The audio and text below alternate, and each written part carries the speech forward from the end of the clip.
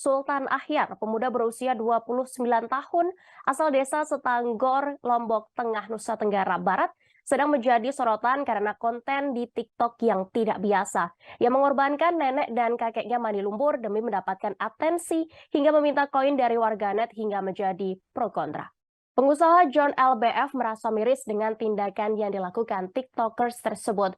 Ia mengaku merasa marah saat pertama kali melihat konten Sultan Ahyar, yakni melakukan live di TikTok sembari neneknya mandi lumpur hanya demi mendapatkan gift.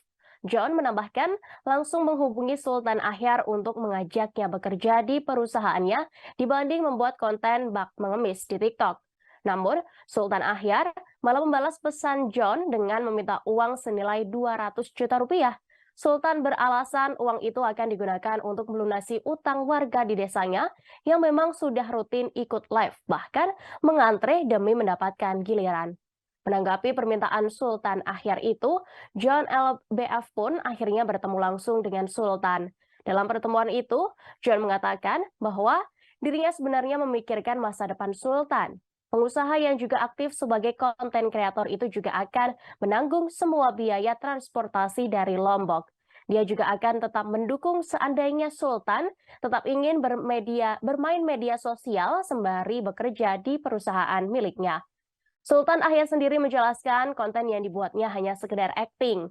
Semua video yang dibuat hanya sekedar acting, hal itu juga diakui oleh nenek bernama Raimin yang ikut bersamanya saat itu.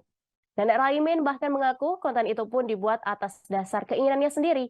Sultan Ahyar kemudian mengaku uang yang didapatkannya dalam konten dalam konten nenek mandi lumpur itu digunakan untuk membantu warga sekitar. Namun, John tampaknya sudah sangat marah.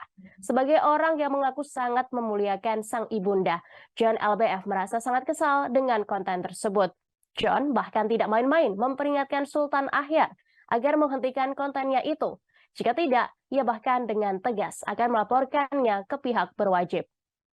Sementara itu untuk diketahui, Kepolisian Daerah Nusa Tenggara Barat ternyata telah menelusuri konten ini. Kabid Humas Polda NTB, Kombes Artanto menjelaskan pihaknya menyelidiki konten ini demi terciptanya ketertiban dan keamanan di wilayahnya. Artanto juga berharap warga bisa lebih cerdas dalam menggunakan media sosial sehingga tidak menimbulkan kegaduhan.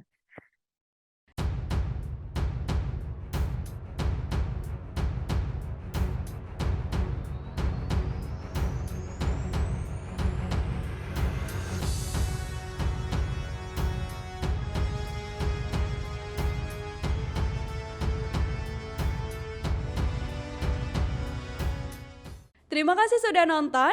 Jangan lupa like, subscribe, dan share ya.